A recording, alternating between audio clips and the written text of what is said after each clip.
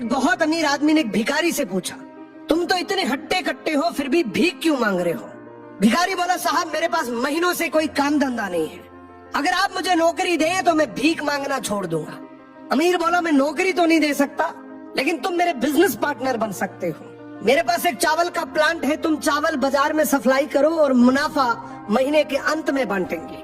भिखारी ने कहा, लेकिन कैसे बांटेंगे? क्या मैं 20% लूंगा और आप 80%?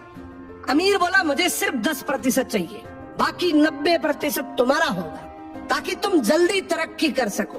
भिखारी ने जोरों से काम शुरू कर दिया। उम्दा चावल और सस्ते दामों से उसकी बिक्री बहुत बढ़ गई और उसे खूब मुनाफा हुआ। लेकिन जब मुनाफा बांटने का समय आया तो भिखारी ने सोचा, सारी मेहनत तो मैंने की है, तो अब अमीर आदमी को 10% क्यों दूं? अगले दिन अमीर आदमी आया और जब हिस्सा मांगा तो भिखारी ने बहाना करते हुए कहा कि साहब मुझे तो बहुत नुकसान हुआ है, मुझे जितना मुनाफा हुआ है उतना तो कर्ज चुकाना है, तो इस हिसाब से मुझे कोई मुनाफा नहीं होगा, तो आप इसके हकदार नहीं हैं। अमीर आदमी ने कुछ नहीं बोला और वहां से चला गया।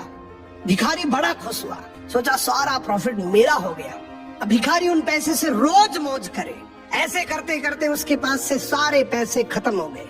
अब पैसे भी नहीं है और काम धंधा भी नहीं है, तो मजबूरन उसको फिर से भीख मांगना शुरू करना पड़ा। एक दिन वो अमीर आदमी उसके पास से गुजरा और उसको देखा, यार ये तो फिर से भीख मांगने लग गया। अमीर आदमी ने एक बहुत अच्छी बात बोली कि इस दुनिया में गरीब और अमीर आदमी जो होता है ना, उसमें सबसे बड़ा डिफरेंस होता है उसकी सोच का।